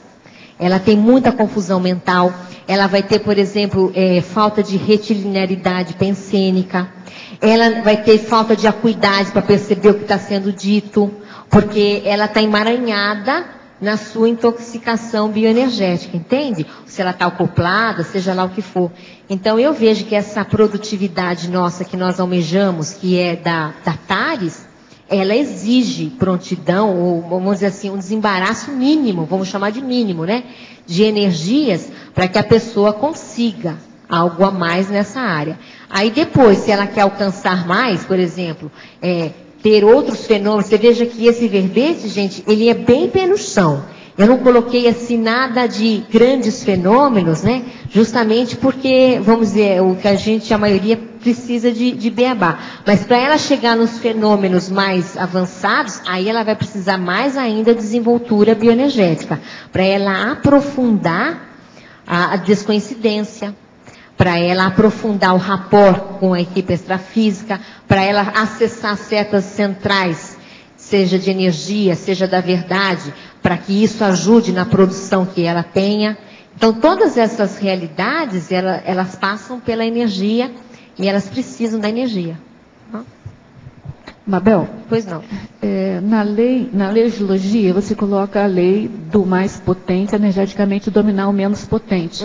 Você já tinha até falado isso durante a tertúlia. Foi. E agora você está, também há algum tempo, você está falando da relação com a pensenidade, com a autopensenidade. Aí eu fiquei me perguntando, eu queria saber o que você pensa a respeito, se essa lei funciona no mesmo padrão pensênico, ou se o padrão pensênico mais, como que eu vou dizer, mais organizado, se ele pode reverter essa... Não, o que eu vejo, não sei se eu entendi a sua pergunta, Rosa, mas o que eu vejo é assim, ó, vamos esquecer o padrão pensênico, vamos esquecer a energia e põe a cosmoética. Eu acho que aí ela fica maior. Por exemplo, a pessoa que tem energias e posturas e padrões pensênicos, vamos dizer, mais cosmoéticos, provavelmente vai engolir todo mundo. Né? Porque até a refratariedade dela perante as outras consciências aumenta. Não é nem só a autopensenidade, nem só a energia, não. Esse conjunto, esse sinergismo com a cosmoética. Eu acho que aí, se a gente esquecer as duas variáveis e colocar a cosmoética aí, vai ficar melhor. Vai ficar melhor. Vai ficar mais amplo, né?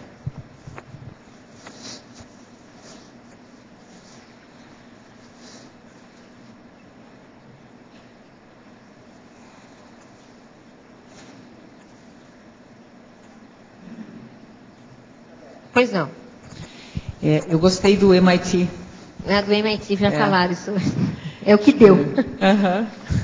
Na página 35, o item número 3, em autoavaliação. Tá. Aqui, só antes de falar a sua resposta, eu fiz uma listagem bem simplória até, né? Poderia ter crescido muito mais. E como eu estava falando de coisas aparentemente simples. Não falei aqui nenhum fenômeno grande, mais assim complexo, justamente para a gente começar com aquilo que é necessário, né? Então, no caso do 3, você estava falando da autovigilância, né? O nível da autovigilância energética diária. Eu entendo que é esse check-up bioenergético que é possível fazer durante o dia a dia. E esse check-up, por exemplo, como é que ele é feito? Ele é feito através da mobilização das energias. Então, se você vai mobilizando a energia várias vezes ao dia, por exemplo, fazendo estado vibracional ou fazendo exteriorização de energias, você vai checando o seu padrão, né? O nível de soltura, você vai checando os momentos que você estava mais livre energeticamente, menos livre energeticamente, e isso então faz com que você aumente o continuismo da sua saúde holochacral, vamos dizer assim, caso você faça essa rotina de check-ups bioenergéticos em todos os momentos, né? Isso se faz realmente, eu pelo menos entendo, com essa mobilização básica de energias. Tá. Agora, oi? O registro disso para ir acompanhando as mudanças. Né? Para ir acompanhando, e mais do que isso, né? Além de acompanhar, você vai aprender, óbvio, mas é que aí é o caminho para você chegar na autoprontidão. Porque se você vai checando e vai ajustando, olha, agora estou com um pouquinho aqui de interferência, olha, estou com um pouco de bloqueio na cabeça, e você já vai fazendo asepsia constantemente, vai chegar um momento até que você nem precise parar para fazer isso. Aí a pessoa já está com mais desenvoltura, ela passa desse gargalo e ela consegue essa prontidão mais rápida.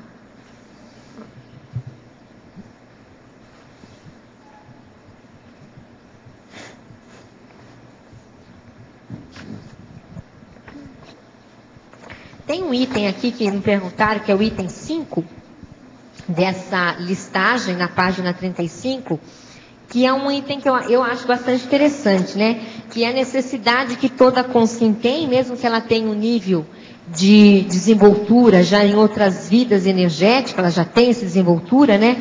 Mas quando ela recupera ou ela ganha um corpo novo, ela vai precisar reconstruir essas sinapses, né?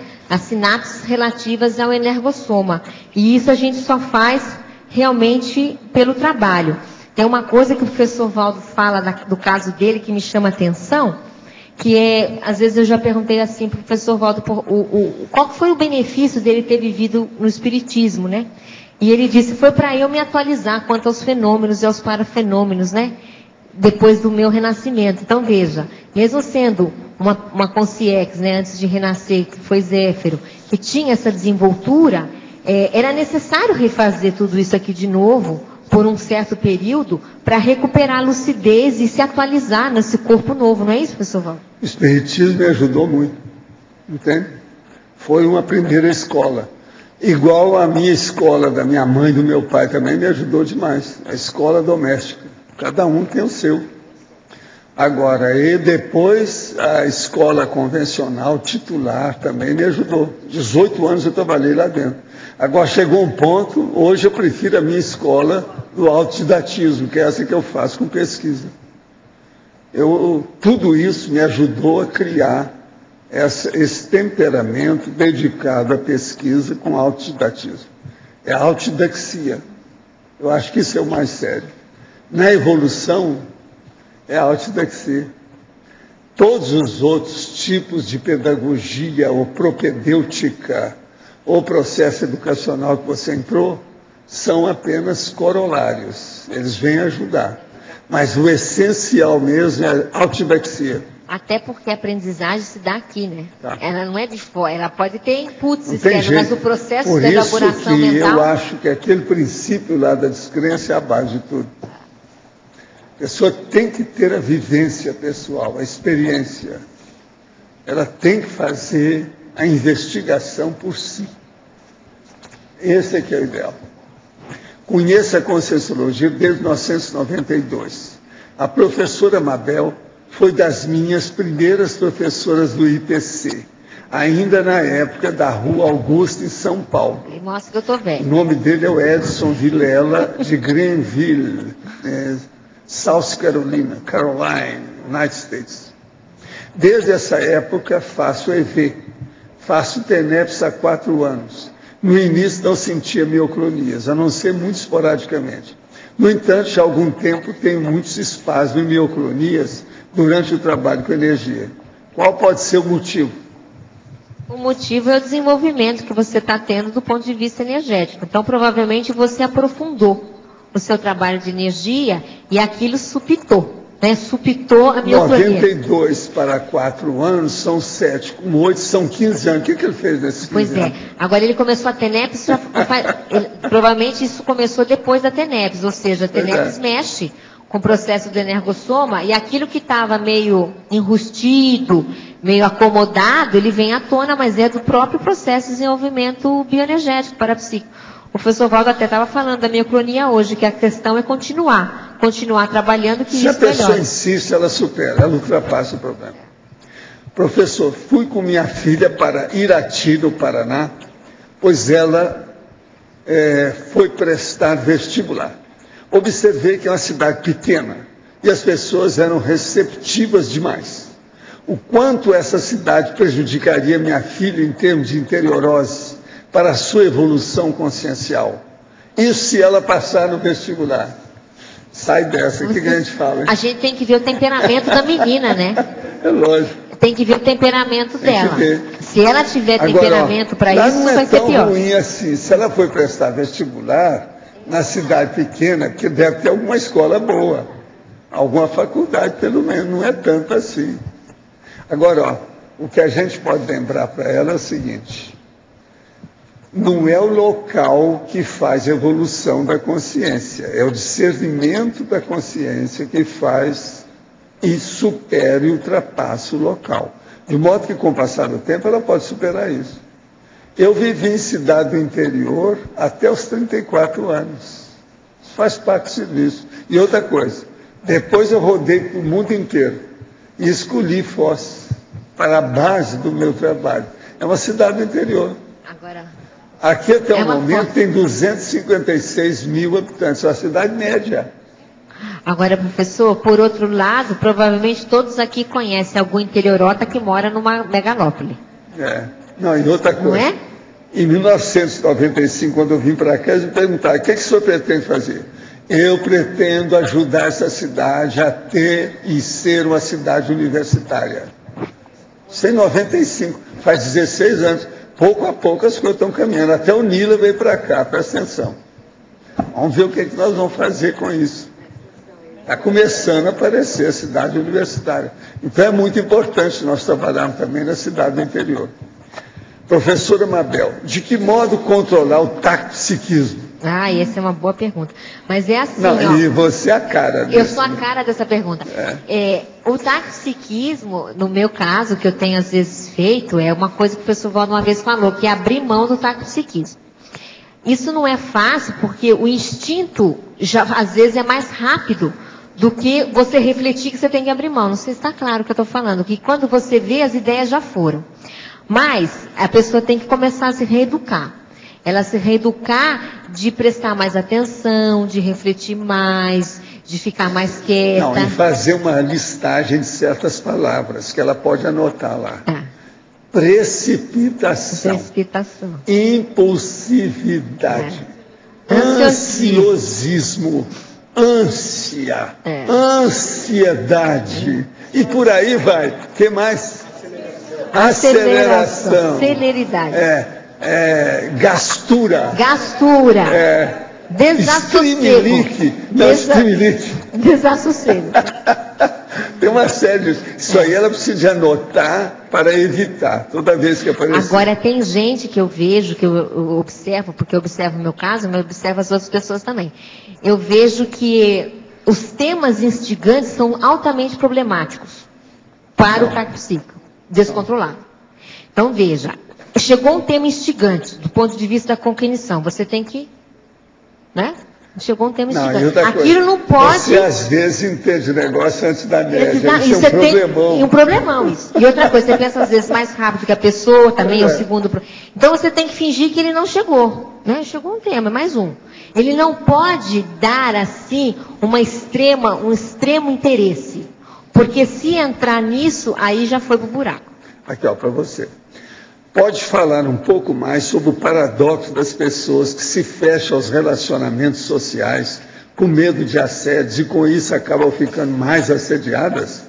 Como lidar com pessoas que demonstram passar por isso? As pessoas que se fecham demais são as pessoas mais vulneráveis. né? Porque o que acontece? O problema da autodefesa, ela não está exatamente no externo, mas ele é um processo intraconsciencial. Então, veja, o extremamente defendido é normalmente o mais frágil. Porque intraconsciencialmente ele demonstra uma fragilidade.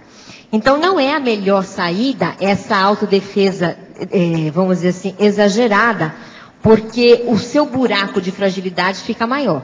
Então, o ideal é a pessoa começar a enfrentar, pouco a pouco, né, devagarinho, a autoexposição, os enfrentamentos, os heteroenfrentamentos, e vamos dizer assim de uma maneira mais clara, a pusilanimidade que eventualmente essa pessoa tenha, do ponto de vista das interações energéticas.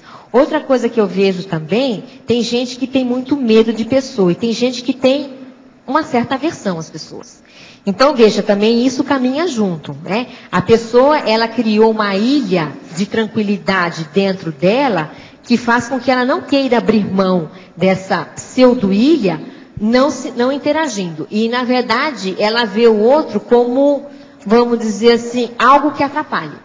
Então, o outro não é uma pessoa qualquer, é um estorvo. E aí ela também está com dificuldade de interagir. Oi. O que se fala que é técnica e parece fácil é um procedimento complexo. Exemplo, o EV. Como lidar com isso? I'm sorry, né? Mas você vai insistir. Não há um caminho cognitivo para você, assim, que eu posso te dar uma resposta rápida, teórica. Não dá. Infelizmente, eu também gostaria, mas não tem. A gente tem que trabalhar, porque ele é prático, né? Então você tem que insistir. Outro. Quando faço EV, minha mente enche de vários pensamentos. Nunca consigo ficar pensando só no EV. Isso seria assédio? Teria algum exercício que eu posso fazer para melhorar isso? Pode ser assédio, pode ser incapacidade de concentração, pode ser dificuldade de atenção, pode ser dificuldade de visão de atenção. E tudo isso junto. E tudo isso junto. Agora, uma coisa que ajuda é leitura. A leitura, assim, prolongada, né? Para quê? Porque, veja um teste que você pode fazer com você mesmo. Quando você lê um livro, na metade da página, você já pensou 5.000 coisas e não sabe o que você leu? Se isso acontece, você pode ter problema. É o devaneio. De devaneio, assim. Agora, uma coisa boa seria a autorreflexão de 5 horas. Excelente essa técnica. Ficar 5 horas pensando no assunto. No início a gente fala para a pessoa, se você ficar muito desesperada, pode me xingar, manda em cima de mim. Não xinga os outros, nem o cosmos. No início a pessoa tem uma vontade de xingar. Professor, vale a pena investir em um curso sobre arco voltaico, mesmo pensando que ainda não estou apto a aplicar a técnica, ou é melhor aguardar? Não, a gente só deve dar curso quando a gente domina a técnica. Inclusive já tem esse curso, tem esse curso no CAEC, se você quer, entra nessa, já tem um curso por aqui. Tem dinâmica aqui também do arco voltaico, acho que é do Leonardo. Agora, para você, poderia comentar sobre a penúltima linha da parafatologia, página 33, o acesso à central extrafísica de energia? Em quais circunstâncias assistenciais usá-la de maneira cosmoética? Pode dar vários exemplos do uso dela no dia a dia e na internet? Vários exemplos é ótimo. O acesso à central, engraçado, o acesso à central... Você está ouvindo, professor? Não, o que eu acho engraçado é que a pessoa quer nos mínimos, é que nem eu, quer nos mínimos detalhes, né? Então, há vários acessos. O acesso à central extrafísica, ela se dá depois de um certo domínio bioenergético que a pessoa tem, mas principalmente também com o envolvimento interassistencial em que ela se comprometeu. Então, esse acúmulo de assistencialidade abre as portas para essa central extrafísica. Claro que existe o domínio da bioenergia, mas existe o trabalho a ser feito.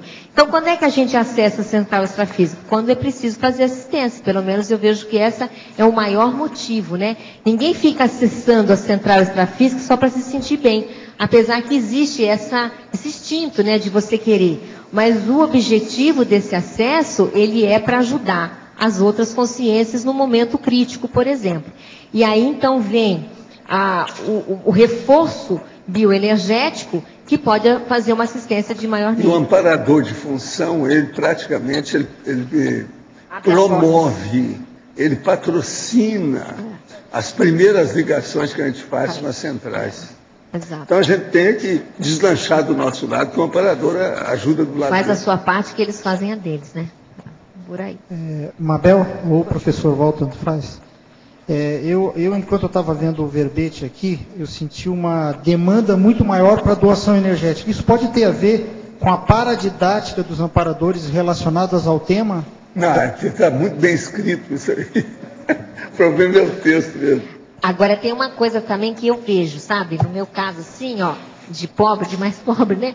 Que é assim, quando você fala de assunto energia, faz evocação, a gente percebe mais.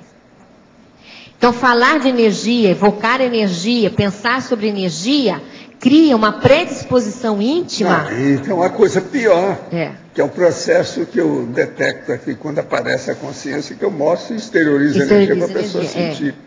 Esse aí já é o epílogo da situação. Isso é um fato. Tem que trabalhar. O EV abre todas as portas. Vamos lembrar disso. Outra coisa, você é melhor do que você pensa. Inclusive sobre energia. Todos nós. Gente, a maioria que passou pelo curso intensivo já tem muita coisa de energia. O problema é que a pessoa não se dedica ao processo. E outra coisa, quando a pessoa renasce, ela tem um novo corpo. Tudo muda. Como é que fica? Não, e não é isso. A interatividade energética, que é o energossoma, é novo. A ligação de energia é nova. Como é que fica? A pessoa tem que... Para isso é que a pessoa desenvolve, tem o negócio da infância. Primeiro a vida fetal, depois a infância, a adolescência, o teenagers, depois chega na mocidade, até chegar na meia-idade. Então, isso faz parte. Isso já foi muito bem feito, é muito bem feito isso aí. Agora, João, pensa em sintonia. Sintonia, dial. Quem sabe posso te ajudar. Não, é porque normalmente eu não tenho essa percepção. Eu estava aqui vendo e tive que parar um momento para ler, eu ainda não tenho essa atenção dividida, para trabalhar as energias, para doar, para tentar perceber o que estava acontecendo. E aí eu vou ver, bom, claro, o tema tem a ver com isso. Que é, né, a autopredisposição ali. Uhum.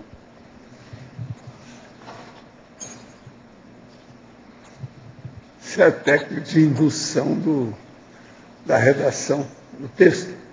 É o indutor. É o indutor. É um indutor holopensênico. Um indutor holopensênico, né? Por isso que eu falo, cadê os livros de vocês? Não é só os verbetes. Cadê os verbetes? Não. Primeiro, cadê o artigo? Depois, cadê o verbete? Cadê o livro? E a mega gestão. São 4 coisas. Mas a gente pode colocar outras, né, se quiser. O curso. E o curso que você fez? Como é que fica? Entende? Estou esperando. Nós aqui só temos professores que são alunos dos serenões. Quer dizer, vocês são grandes alunos. Entende? Mas a coisa mais séria é ser professor. Agora, isso que o senhor falou, professor, seria o quê? Um indutor holopensênico? Poderia chamar isso? Isso que você falou de indução. Indutor holopensênico. Isso aí é uma das técnicas de indução que nós fazemos através do texto. O texto é indutor, é o fator indutivo. Tem a dedução e tem a indução. Agora, no caso nosso, a coisa mais séria que tem, dentro da heterodidaxia, que é a preceptoria, é a indução que o texto faz. Muito sério. Na verdade. O seu texto é indutor. Agora, veja, tudo que nós fizemos para montar o template, a chapa é a indução. Total, né? Aí é total. Aí o pior é a hora que acaba. Olha lá no fim, você está sempre fazendo 2 perguntas para chatear a pessoa. Isso aí, você está entendendo? É para espicaçar, é para chatear, é de propósito. E às vezes tem umas questões que chateiam. As pessoas não falam, mas ela sente, ela vai ver aquilo, vai para casa pensando. Muita gente já falou para mim, olha, eu às vezes vou para casa, eu não estava nem ligando para o verbete. Quando chegou no fim, eu fui examinar a questão, estava perguntando, me criou um problemão. Eu saí com problema. Aí ele foi estudar em casa o que dava. Por causa das perguntas que você faz, porque às vezes o tema mexe demais no mini universo da pessoa. Agora, professor, quais são as características de um texto indutor? O indutor é aquele que você argumenta com muita lógica e conduz o pensamento do leitor ou da leitora a um ponto de, vamos dizer, sugerir uma opinião. Então, por exemplo, você leva até uma dicotomia, mas você dá uma opinião.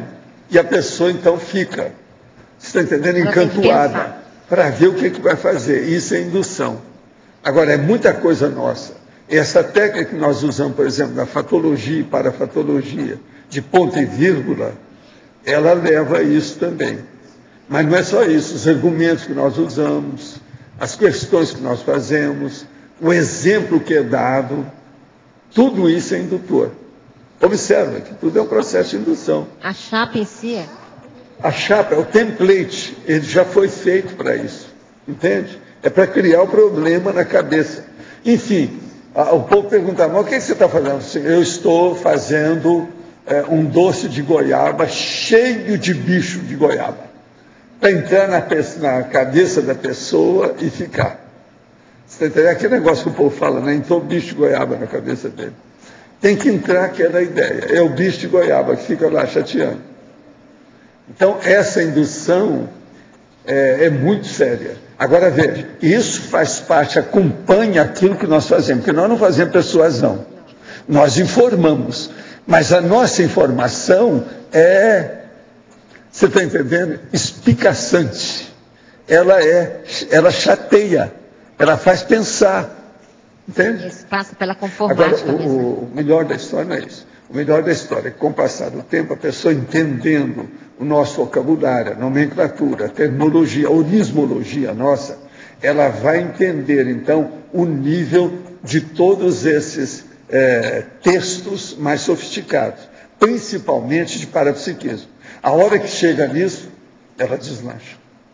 Por isso é inevitável. A maioria de vocês aqui, vão caminhar muito com o processo do parapsiquismo devido ao processo da energia. Mas a coisa séria é o entendimento disso. Agora, a enciclopédia foi feita para isso. E essa questão agora de vocês participarem da enciclopédia, que eu sou apenas um mero organizador da história, isso é seríssimo. Porque engloba todo mundo pensando em conjunto. Então, as conversas de vocês hoje são diferentes. Uma coisa boa, a pessoa estava me perguntando um dia desse, assim, Walter, como é que eu posso saber se eu mudei as coisas depois que eu vim para cá? Aí eu perguntei, quantos anos você está aqui? Faz 11 anos. Então, vamos prestar atenção. O que é que você pensa hoje? Por exemplo, durante essa semana, você falou sobre consciência quantas vezes? Antes de você vir para cá, você falava sobre consciência quantas vezes? Mas não, aí não dá para comparar. Então, acabou. Se você está trabalhando com consciência, acabou, porque eu considero que a consciência é a realidade mais importante do cosmos. Aí eu falei assim, bom, é verdade, eu tenho que pensar nisso tudo, realmente é por aí que eu mudei. E eu não percebi que eu mudei. Ele tem razão, a maioria não percebe que mudou.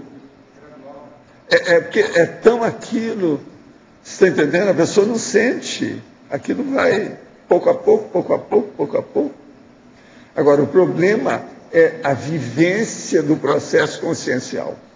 As pessoas não percebem o tanto que elas já entraram nisso. Agora, outra coisa muito séria. Na hora que vocês entraram para fazer os verbetes, nós temos aí uma picotagem profissional do processo. Vocês já viram, por exemplo, só essa semana, quantos técnicos sentaram aí, homem e mulher, para falar, cada um dentro da sua área, cada um com o seu prisma, a sua tendência, o seu dom, você está entendendo? Isso é seríssimo, é o talento que está sendo exposto, na prática, objetivamente. Não adianta vir defender filosofia, religião, ciência convencional, prática é a vivência, está aí, fim de papo, acabou. Você está entendendo? Então, isso aí é seríssimo para mudar também a pessoa. E as pessoas não percebem isso. Tem que juntar as pontas. A pessoa às vezes não parou ainda para pensar nisso, mas ela mudou. Agora, por exemplo, uma pessoa que vem, que ela era muito assim, turrona, qualquer coisa. É lógico, depois de 5 anos aqui ela muda, mas isso é óbvio. Agora, o processo é a mudança daqueles trafares que não aparecem muito, mas que minavam a vida consciencial da pessoa.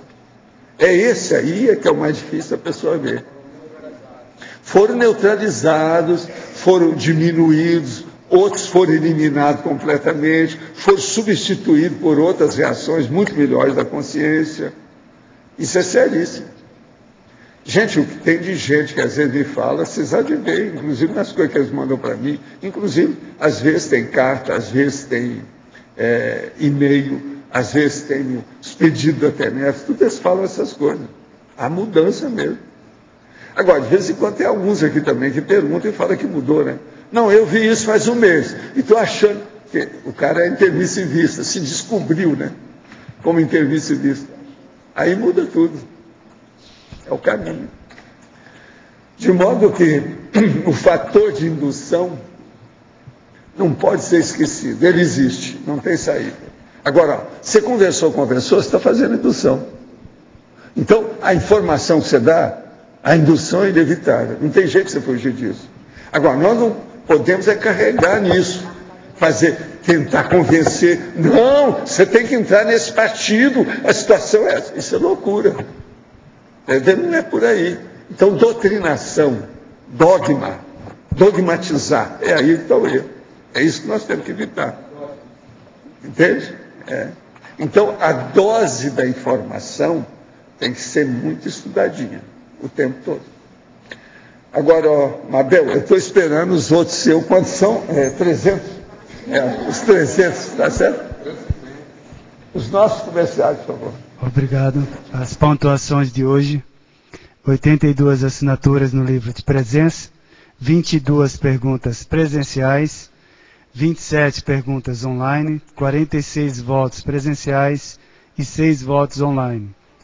Hoje teremos os recados da Valdirene sobre o curso acoplamentário, o Rodolfo sobre inteligência financeira, a Tânia e o Oswaldo sobre longevitar, a Rosa Nader sobre o programa Verbetografia e a Patrícia Wetzel sobre o Fórum de Responsabilidade Planetária. Boa tarde a todos. Nós queremos convidar para o curso acoplamentário, que vai acontecer de 21 a 23 de outubro no CAEC, e a temática será psicometria. Os EPICONs serão Alcir Alves e Cristina Aracaque. Para maiores informações, na recepção do CAEC ou através do telefone 45 3525 2652. Obrigada. Em nome da Apex, eu convido a todos para participarem do curso Inteligência Financeira e ProEx. Esse curso ele é realizado à distância, e isso significa que qualquer pessoa, em qualquer lugar do Brasil e do mundo, pode fazer o curso. O curso ele é dividido em 8 módulos, ou seja, são 8 semanas de curso, tudo online. Existe um ambiente online que a Apex disponibiliza, com aulas gravadas, fórum de discussão, chat com os professores do curso, inclusive o coordenador do curso é o professor Hernande Leite, e o curso é realizado do dia 8 de outubro até 3 de dezembro desse ano. As inscrições estão abertas, a última turma esgotou rapidamente, a gente está agora com a segunda turma em 2011. Quem estiver interessado pode entrar no site do curso para pegar maiores informações. O site é www.apexinternacional.org/inteligência financeira. As inscrições podem ser feitas online ou também através da recepção do CAEC. Online você tem todas as formas de pagamento e através da recepção do CAEC você pode fazer com cartão de crédito. Telefone 3525-2652, o valor R$ 210. Muito obrigado e boa tarde.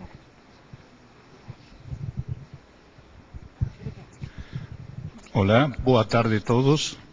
Nós gostaríamos de relembrar vocês que na próxima semana, no dia sábado 1º de outubro, se comemora o Dia do Idoso.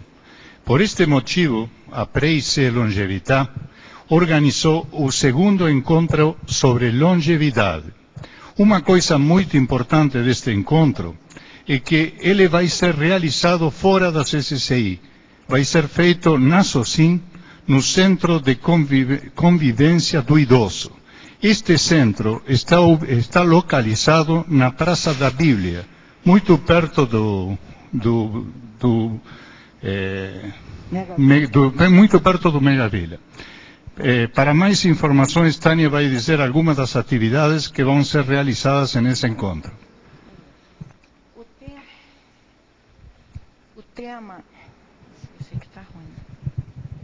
O tema do segundo encontro da Longevità é: envelhecer é inevitável, evoluir pesquisando é opcional. Dentre os 11 trabalhos que serão apresentados, eu quero ressaltar hoje aqui o trabalho da professora, da enfermeira da SOCIM, da prefeitura, Anaí, tem um monte de coisa, né? Da Anaí. Ela vai apresentar a experiência dela de enfermagem no Centro de Convivência do Idoso. E o trabalho da professora Adriana Chalita sobre saúde cerebral. Esperamos todos vocês, o evento é gratuito. Olá, boa tarde a todos. Estamos aqui para fazer o último convite aí do programa Verbatografia em EAD, 100% à distância. Ele vai ser iniciado amanhã.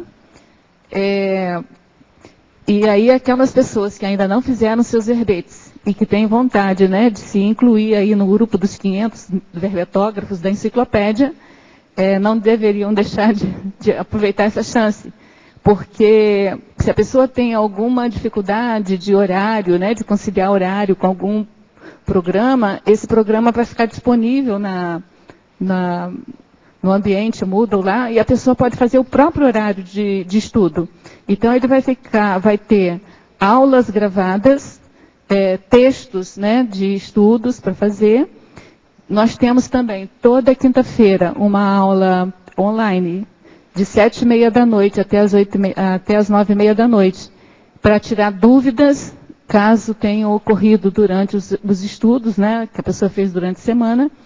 E essa aula gravada de tirar dúvidas também vai ficar disponível após o horário lá da aula.